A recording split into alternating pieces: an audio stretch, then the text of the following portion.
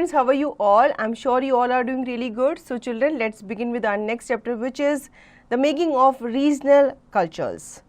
Points to study: literature and languages, growth and development of regional languages, music and dance, painting Bengali, case study Bengal. Introduction.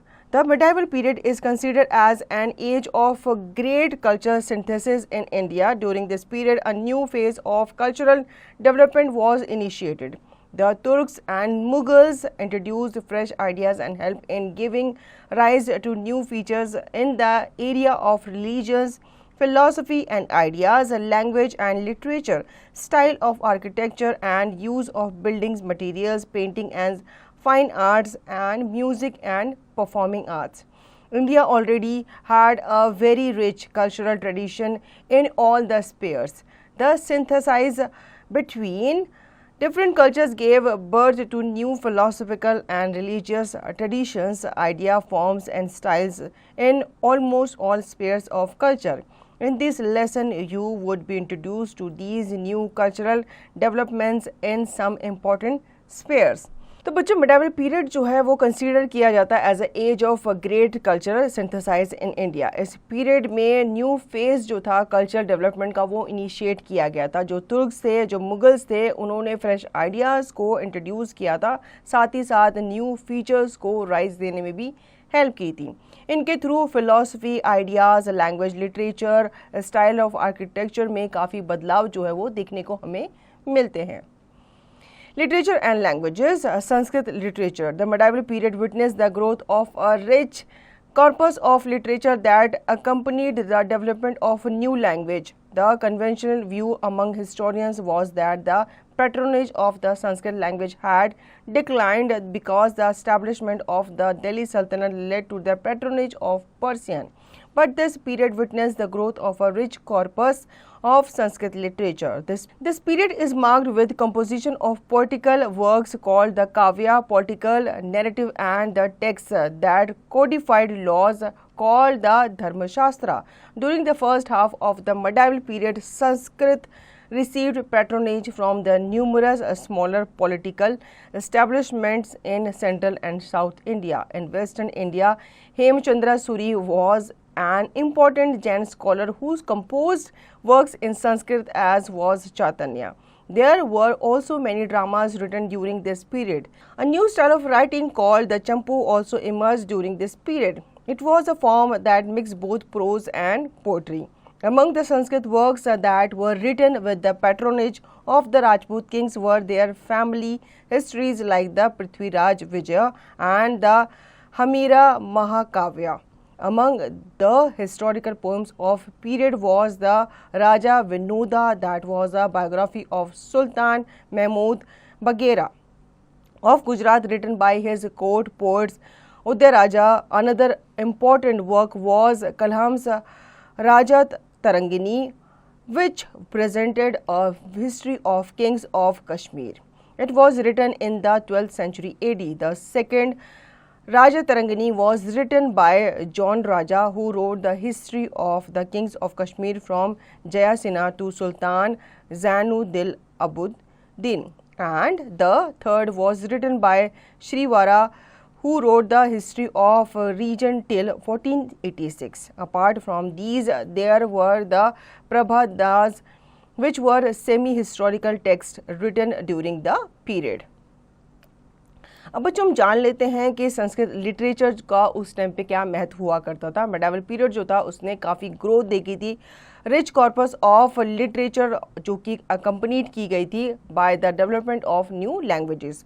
इसमें जो पहली जो present language थी वो संस्कृत मानी जाती थी, क्योंकि संस्कृत उस टाइम काफ़ी चलन में थी. इस संस्कृत जो लैंग्वेज थी उसमें काफ़ी काव्य लिखे गए थे, काफ़ी कविताएँ, काफ़ी जो राइटिंग्स थी, स्टोरीज़ वगैरह वो सब लिखी गई थी.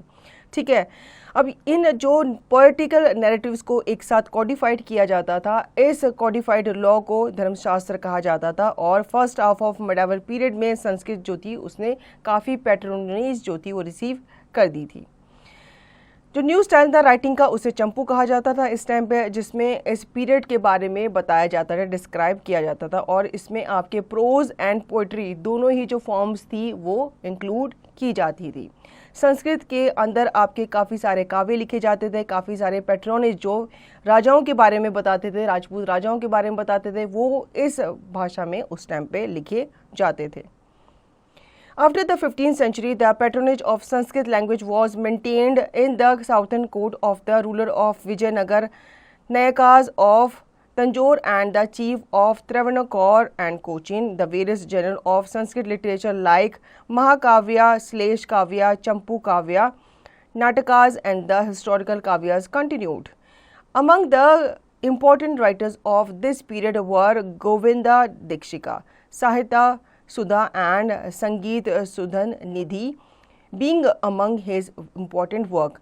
Appaya Dikshita in the court of the Nayaka rulers of Vellore, Nilantha Dikshit who was a minister in the court of the Nayaka of Madurai, Charaka Kavi who was patronized by the rulers of Kozhikode. The historical Kavyas gave a glimpse not just of the exploit of the various rulers but also a glimpse of the social perception of the writers. Some of the Mughals like Dara Sukho also came to be mentioned in these Kavyas. The Mughal prince is also credited with the composition of a Parashati in honor of Narsimha Saraswati of Banaras. There were also a few were composed in the court of rulers of Bijapur and Golconda, but Sanskrit literature during this period began to decline.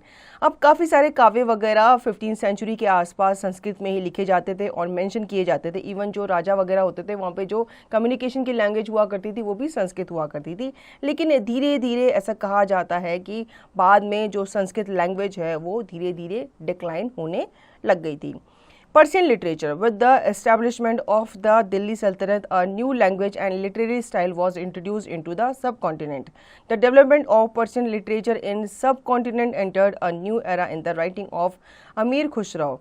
He was a poet born in a family of Turkish immigrants and began as a poet in the region of Sultan Balban.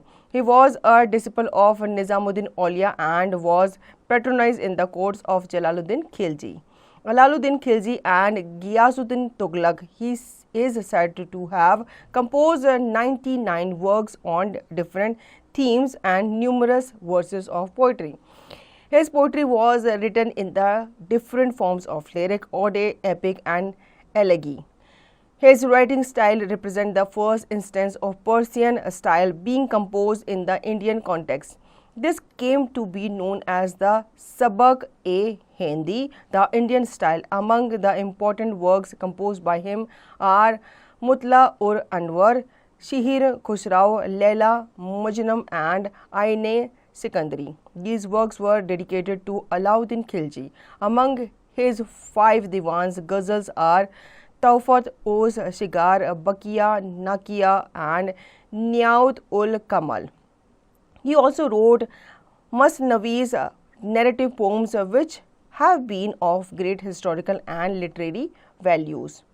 तो बच्चों Persian literatures के बारे में जान लेते हैं। दिल्ली सल्तनत जब स्टैब्लिश हुआ था तो उसके साथ साथ जो उनकी लैंग्वेज थी, लिटरेरी थी, वो भी इंट्रोड्यूस की गई थी हमारे देश में। जो डेवलपमेंट था पर्शियन लिटरेचर का वो सब कॉन्टिनेंट्स में बढ़ा था, धीरे धीरे बाकी के जो एरियाज थे वहाँ पे भी डेवलप होना शुरू हो गया था। अमीर खुसराव जो थे वो पर्शियन लैंग्वेज लिटरेचर के फेमस पोएट माने जाते थे और इनका जन्म जो है वो टर्किश इमिग्रेंट फैमिली में हुआ था और ये पोएट बने थे, फर्स्ट पोएट बने थे in the rain of sultan Balban. ये एक डिसिपल माने जाते थे निज़ामुद्दीन औलिया के और ये पैट्रोनाइज किए गए थे in the court of Jalaluddin Khilji. Alauddin Khilji and Ghiyasuddin Khilji जो थे वो भी उन्हीं के साथ थे और ऐसा माना जाता था कि यहाँ पे 99 वर्क जो थे वो इनके द्वारा किए जाते थे। इनकी पोइट्री में आपके काफ़ी ज़्यादा चीज़ें जैसे कि एपिक हो गया, लिरिक हो गया, एलेगी हो गया, वो ये आपको देखने को मिलते थे। इनके जो राइटिंग स्टाइल होता था वो first instance of Persian style को रिप्रेजेंट करता था, ठीक है, जिसे इंडियन कॉन्टेक्स्ट के द्वारा काफ़ी पसंद किया जाता था और इसमें आपके काफ़ी ज़्यादा जैसे कि सबक हिंदी ये सब जो काव्य थे या ये सब जो ऑटोबायोग्राफीज थी वो पर्शियन लैंग्वेज में ही लिखी गई थी।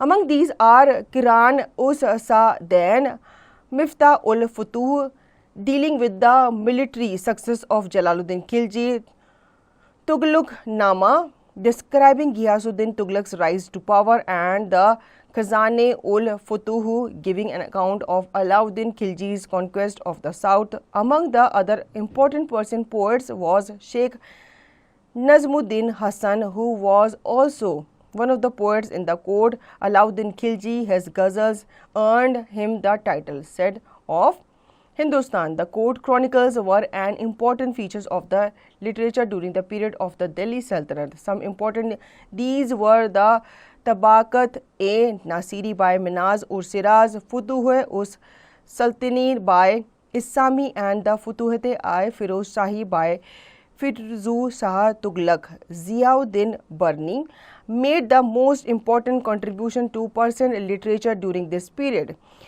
The Tariq-e-Firoz Shahi and the Fatwa-e-Jahangiri are his important works. The Sufi literature of the period developed a new form of the Malfuzat that was in the form of a dialogue of the Sufi Sant. The most famous of these was the Fawd-e-ul-Fawd, written by the Amir Hassan Sisi, containing the anecdote of the Sheikh Nizamuddin Aulia, and Khair-ul-Majlis, containing the anecdote of Sheikh Nasruddin Muhammad. During this period, there were many works that were translated into Persian. The Tuti-Nama book of Parade by Zia Naqshbandi was the first Persian translation of Sanskrit stories.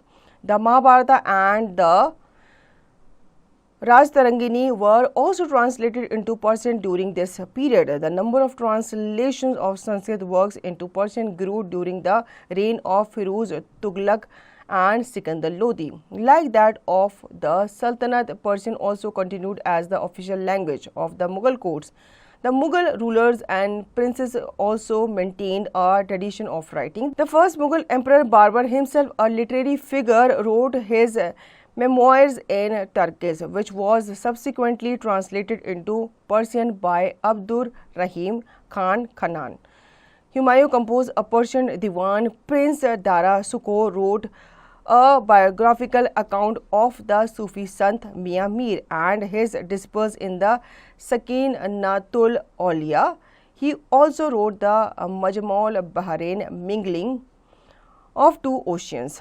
There were a new genre of Persian literature known as the Sabak-e-Hindi, the Indian style created during this period by the Persian poets visiting and living in the subcontinent. Writers like Faizi, Urfi, Talib, Ghani, Kashmiri and Bedil were among those who benefited from the patronage they received from the Mughals.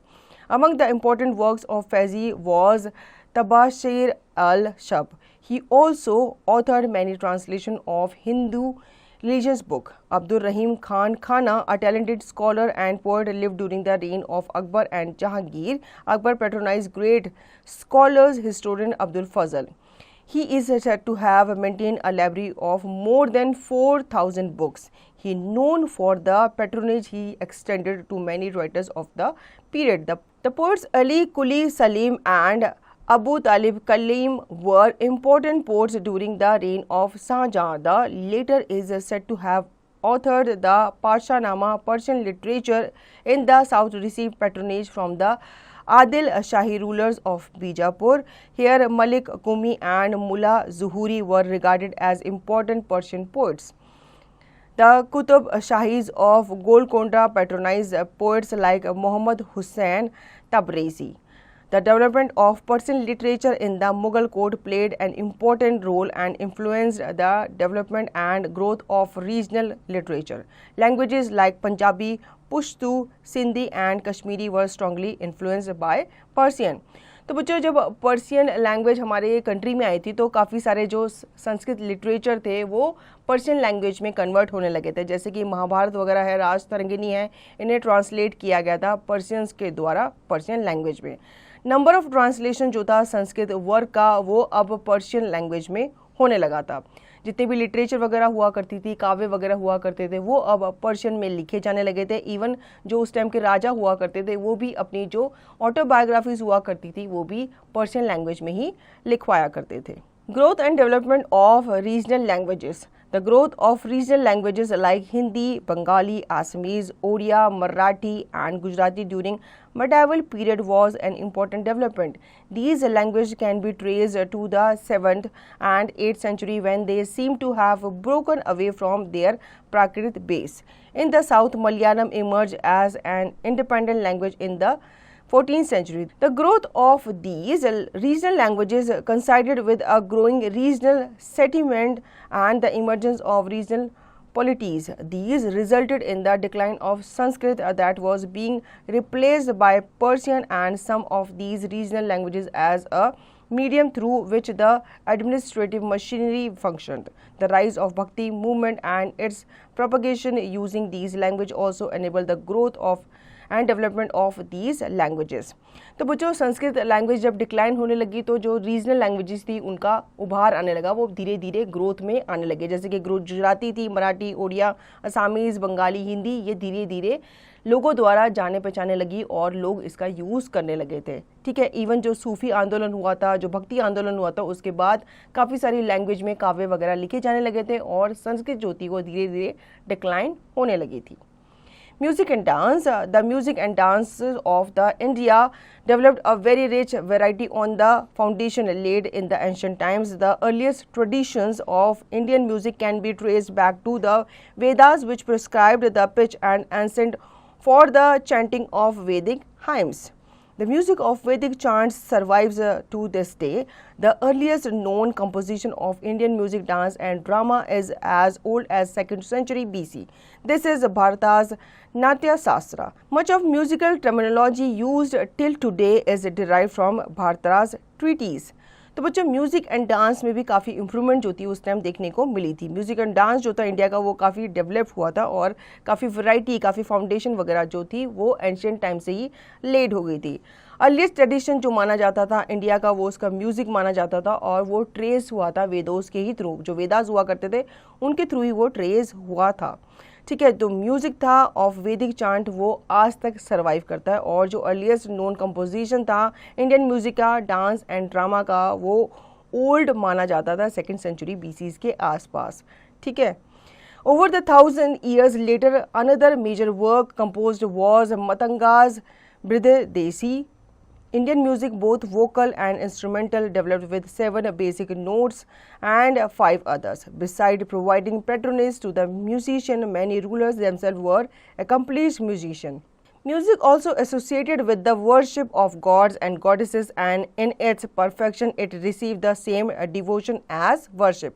तो 1000 of year later से जो major work था वो compose किया गया था bye मतंगास ब्रदेशी। और Indian music जो था वो पहले वोकल भी था और इंस्ट्रूमेंटल भी था, जो धीरे धीरे 7 नोट्स में और 5 अदर्स में डेवलप हुआ था, जो आज भी बच्चों को या जो शिष्य होते हैं उन्हें सिखाया जाता है। Music during the medieval period. Music was not a part of the original Islamic tradition, but it developed under the influence of the Sufis and became a part of court life. Many new forms and instruments were developed.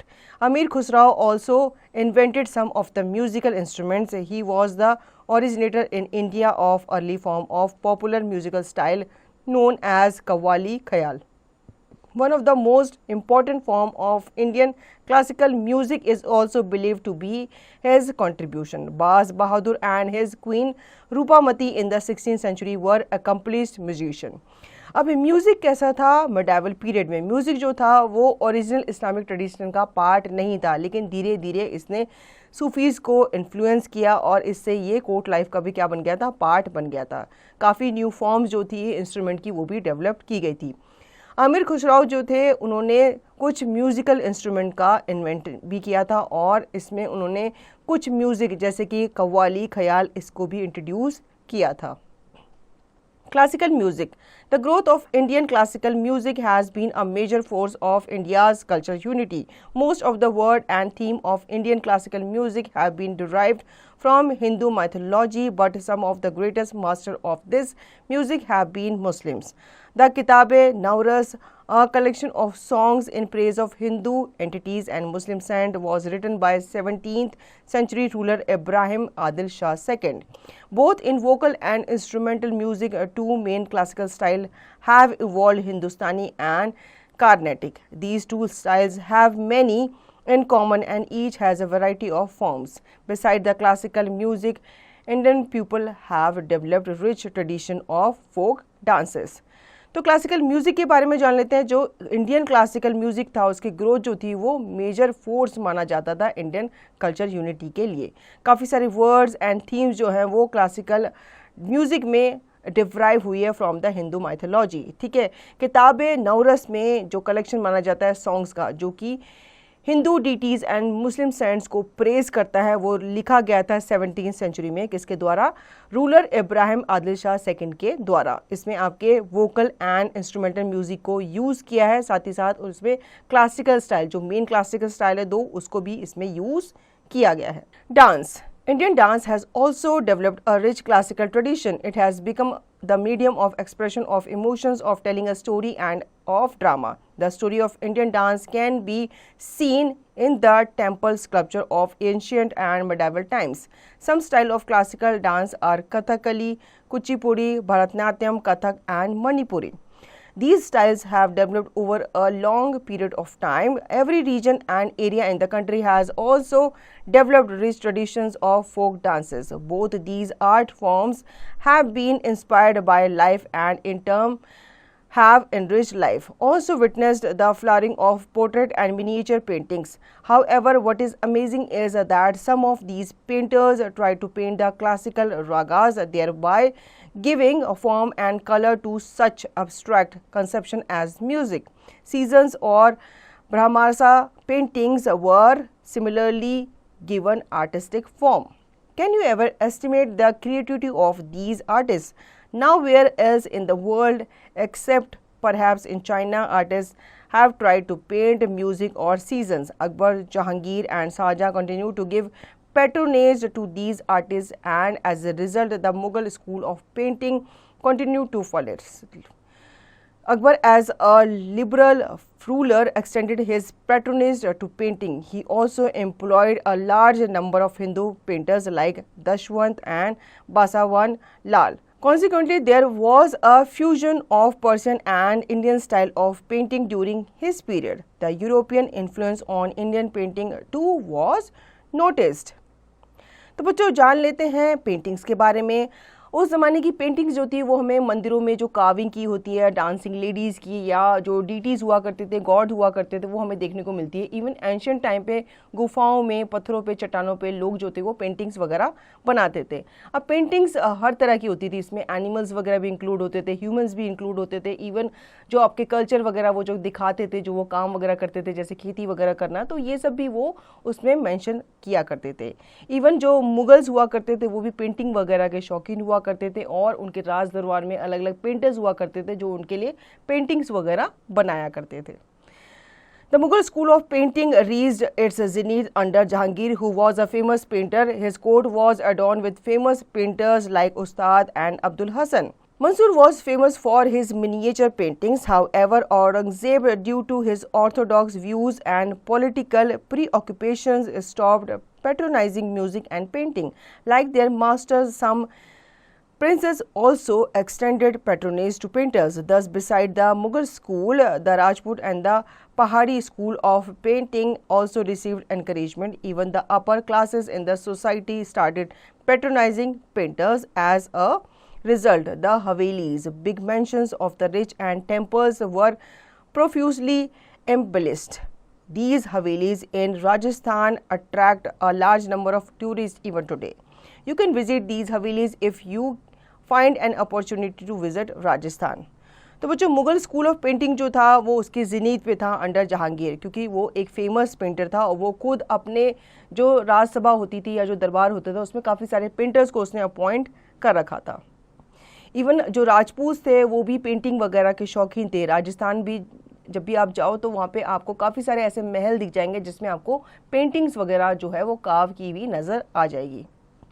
Bengali, the folk song called Charya Pads, composed between the 10th and 12th centuries, are the earliest specimen of the Bengali language. The work of Kavendra and Shri Karan Nandi are regarded to be among the important early work in Bengali. The growth of Bhakti movement and the composition of various hymns associated with Chaitanya further provided a stimulus to the development of this language. Vrindavan Das, Chaitanya Bhagavata or Chaitanya Mangal was one such contribution to Bengali literature that not only gave a valuable account of the saint's death a decade later but is also regarded as being reflective to the social condition prevailing at the time. The Chaitanya Charitamrita by Krishnadasa Kaviraj was another important account. Lochan Das is associated with the introduction of a new style of folk songs called Damali. Narrative poems called the Mangal Kavyas also grew popular during this period. They propagated the importance of local deities like Chandi and transformed Puranic gods like Shiva and Vishnu into household deities. The narrative form of Mangal Kavyas were derived from the Puranas. तो folk songs जो थे जैसे कि चार्या पाठ था वो compose किया गया था 10th एंड 12th सेंचुरी के बीच में, ठीक है, और ये अर्लीस्ट स्पेसिमन माना जाता था बंगाली लैंग्वेज का. इसके थ्रू जो बंगाली लैंग्वेज थी वो धीरे धीरे जो चरण था उसमें आई थी और लोगों द्वारा इसे अपनाया गया था. जो वर्क था कावेंद्रा एंड शिखरा नंदी वो भी रिगार्डेड किया जाता है among the important early work of Bengali. जो ग्रोथ थी भक्ति मूवमेंट की उसके थ्रू भी जो वेरियस हाइम्स थे वो एसोसिएट थे विद चैतन्य, जो कि फर्दर प्रोवाइडेड था to a stimulus to the development of this language. मतलब इसके थ्रू जो बंगाली लैंग्वेज है उसकी स्थापना धीरे धीरे बढ़ने लगी थी और बंगाली लिटरेचर जो था उसके थ्रू काफ़ी जो लैंग्वेजेस थी, काफ़ी जो काव्य थे वो बंगाली लैंग्वेज में ट्रांसलेट किए गए थे, जिसकी वजह से इसका प्रचार प्रसार जो था काफ़ी तेज़ी से बढ़ गया था. Case study Bengal. The 400 years of Pala rule saw vast consolidation of culture of Bengal. During this period, the genius that was Bengal manifested itself in number of creative media, literature, language, painting and music. Literature and language. The Bengali, Odia and Assamese language developed greatly after AD 10,000 under the Pala dynasty. According to the scholars, the oldest specimen of Old Bengali can be found in Charyapada songs. These songs preach the practice of the late Mahayana Buddhism. Scholars regard these songs as precursors of later forms of literary development in Bengal. Prakrita Bangala was written in 1400, substantiate the contemporary literary style. Up to 1300, Charyapadas are the only evidence we found of Bengali literary genesis. Before 1300, Bengal used not only Sanskrit but also Western Apra Bharmasa in its literature. In about 1418, Kritivas Oja Mukti translated the Sanskrit Ramayana into Bengali. Chandi Dasa wrote about 1250 poems based on the eternal devotional love of Krishna and Radha, mainly in the Bengali language. Sultan Hussain Sheikh, who was one of the greatest patrons of Bengali literature, helped enrich it.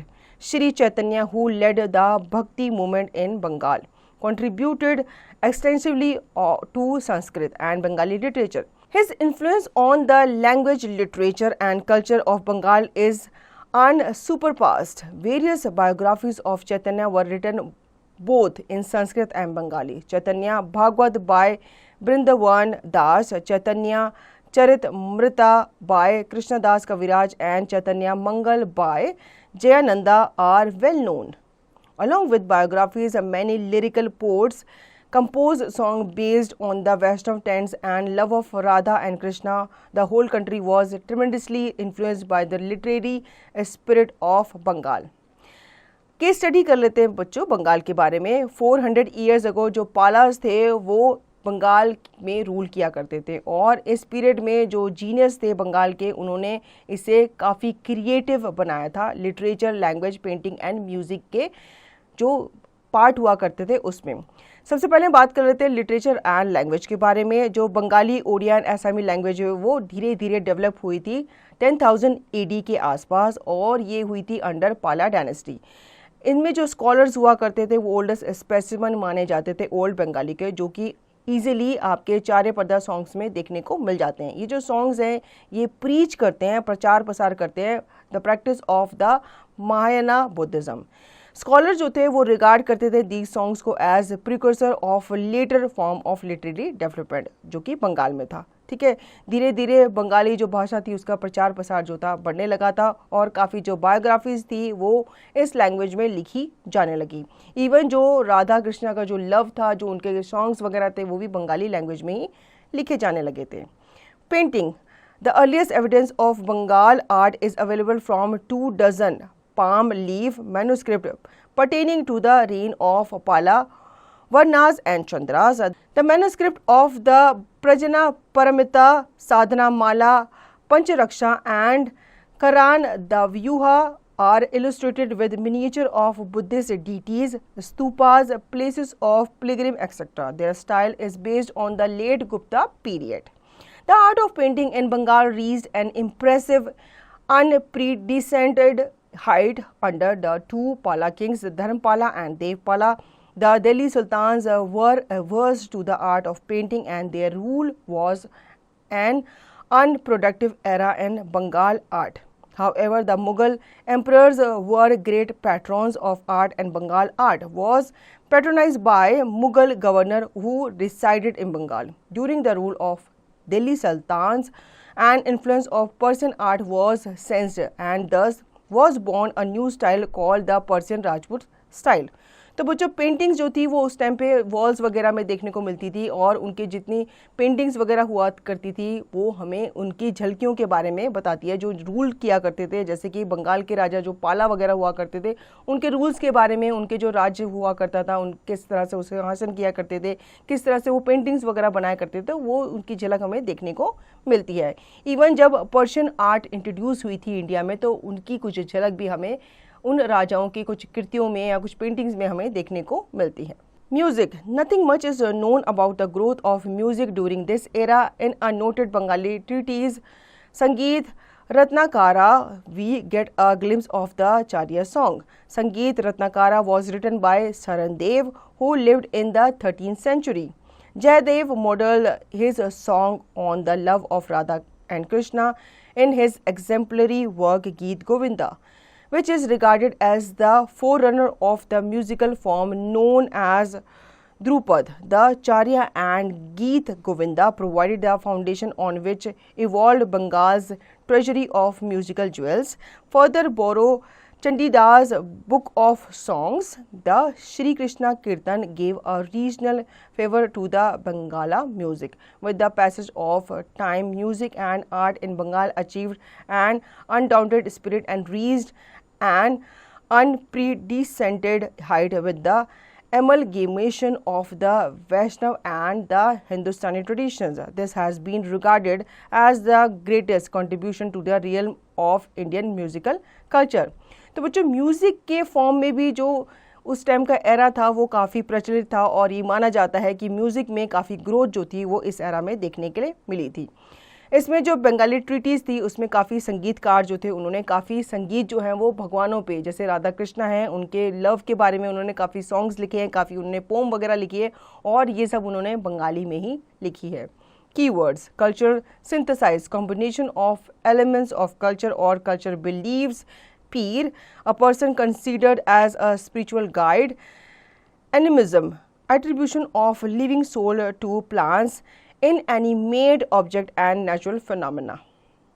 Let's recapitulate. The medieval period saw the development of regional languages, literature, paintings and music.